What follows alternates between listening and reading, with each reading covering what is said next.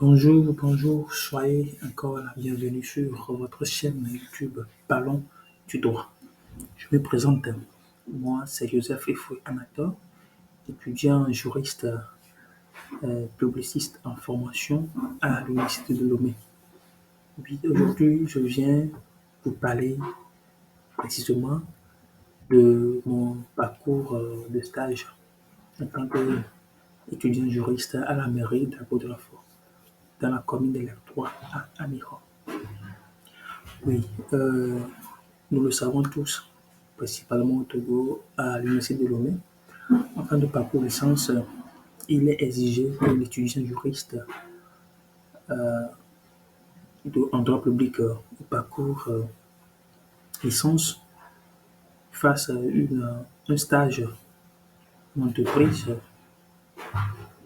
et après le stage, écrire un rapport de stage qui est soumis à l'appréciation et à la correction des professeurs afin de valider sa licence. La chance m'a été donnée après plusieurs demandes de stage auprès de diverses institutions de la place. La dernière fois de pouvoir faire mon stage à la mairie d'Agbodaf. Qu'est-ce que je vais faire aujourd'hui? C'est juste vous partager mon expérience en tant que juriste à la mairie d'Agbodaf, ce que j'ai eu à faire comme fonction, mission, tâche au cours de ces 4 semaines de formation d'apprentissage à la mairie. Donc, je vais commencer par le premier point. Arrivé à la mairie au cours de mon premier jour d'entretien avec l'exécutif de la mairie. Donc, il est assorti, puisque la mairie est une nouvelle mairie, il n'y avait pas encore de poste de juriste. Donc, ils avaient demandé de leur proposer ce que je peux faire pour pouvoir m'aider à mieux écrire aussi mon rapport de stage. Donc, j'avais eu à proposer des, des fonctions ou des tâches que je pourrais accomplir pour les aider en tant que stagiaire juriste. Alors voilà, comme vous le voyez, au premier point ici, donc comme tâche, je pourrais faire comme tâche lecture et interprétation des textes et lois régissant le fonctionnement de la mairie. Au deuxième point, rédaction des actes juridiques, contrat de travail, dons, legs, etc. Vous savez, c'est une mairie, c'est une collectivité territoriale. Donc, la mairie, dans le siège de la décentralisation, l'État a la mission de développer plus nos localités, rapprocher l'administration des citoyens, les écouter et pouvoir aider la population à s'améliorer sur le plan de développement. Donc, d'abord, le contrat de travail, pourquoi? Parce que la mairie va forcément avoir des contrats extérieurs comme intérieurs avec des partenaires pour pouvoir travailler. Il doit employer les gens chez lui. Quel type de contrat, comment les rédiger, quels sont les points juridiques, les points stratégiques qu'il faut dans le contrat de travail. Donc, les dons, c'est que les citoyens peuvent faire des dons à la mairie, encore une mairie qui est nouvellement créée. Donc, comment créer un contrat de don, les legs, comment l'écrire, quels sont les points juridiques, les points essentiels à ne pas manquer. Donc, cette fonction ici était dans mes cordes. Au troisième point, informer les agents contractuels de la mairie sur leurs obligations vis-à-vis de la mairie. Vous savez que le contrat de travail est un accord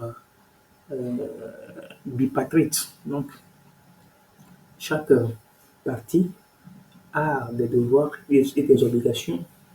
Donc, quand nous sommes dans le domaine privé, les obligations les, et les devoirs des parties sont également différents que lorsque nous sommes dans un contrat avec une collectivité territoriale, c'est-à-dire l'administration. Donc, j'avais eu la chance également aussi de faire un petit atelier d'information par rapport aux agents contractuels et aux agents qui travaillent au sein de la mairie à Goudrafort.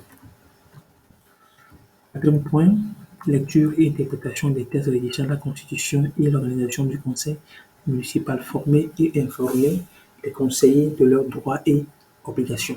Oui, à ce propos, vous savez tous que le Togo a adopté en 2019 une nouvelle loi sur la décentralisation et dans cette loi, euh, il a été décrit complètement la fonction et l'organisation euh, d'un conseil municipal.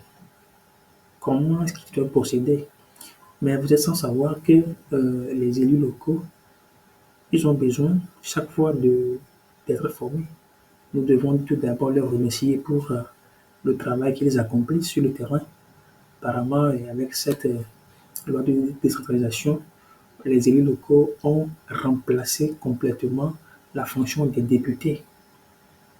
Alors, oui, actuellement, les députés sont moins présents sur le terrain que les élus locaux. Donc, et il faut qu'ils soient formés, il faut qu'on puisse leur expliquer le sens même, la quintessence de leur fonction, ce pourquoi ils sont appelés élus locaux. Donc, la chance m'a été donnée également aussi, c'est une grâce, je veux dire, que mon temps de stage concordait en même temps avec la première assemblée générale, section, voilà, la première session de l'année 2022 de la mairie. Donc, au cours de cette section, je remercie encore une fois le maire et le secrétaire général qui m'ont donné l'opportunité de pouvoir présenter une information que je vais vous montrer. Vous allez voir, intitulé, voilà, voilà, thème de la formation était des pouvoirs et devoirs des conseillers municipaux. Donc, une formation présentée par Anato Joseph Stagiaire, juriste publiciste à la commune des Lacs 3, comme je vous le disais. Donc, c'était ça. Donc, la chance m'a été donnée de faire cette petite formation, si je peux le dire, un atelier d'information aux conseillers réunis au cours de leur section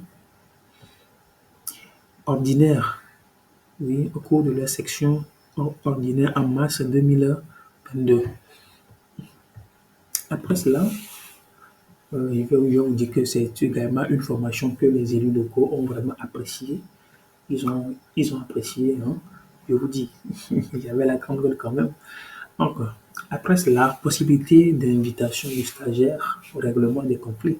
Là encore, c'est une proposition que je fais indirectement au- à l'exécutif de pouvoir l'inviter à voir comment est-ce qu'ils procèdent lors des règlements des conflits, comment est-ce qu'ils le font, et d'apporter aussi, bien sûr, bien évidemment, un point de vue juridique sur le règlement, qu'est-ce que les textes disent dans de pareilles circonstances, et savoir aussi comment est-ce que cela se passe. Donc, c'est ça, comme c'est un stage, je suis à la fois en apprentissage qu'en formation. Mais j'avoue hein, que au cours de mon stage, j'étais devenu l'espèce stagiaire. Hein. Donc voilà, j'aime être responsabilisé et toute cette tâche à moi confiée par le maire. Nota bene ceci ne constitue qu'une possibilité, qu'une proposition à caractère consultatif et directif. Mais j'avoue que j'avais eu le plein pouvoir, la pleine liberté de pouvoir proposer, essayer d'apporter des trucs juridiques. J'ai même eu l'opportunité de former les agents de recouvrement et pas sur le décret portant modalité d'occupation de l'espace public. Donc, j'ai eu à faire cette formation aussi, à lire la loi et l'expliquer. Et je pense que cet apport a changé la manière d'octroyer ou de laisser l'espace public entre les mains d'un usager, c'est-à-dire d'un citoyen lambda qui fait la demande auprès de la mairie, l'occuper peut-être pour installer un bar, un kiosque ou bien d'autres encore. Oui, je vous remercie. Ce sera tout pour aujourd'hui. Merci encore de rester connecté sur la chaîne YouTube Parlons du droit. Je vous remercie pour votre aimable attention.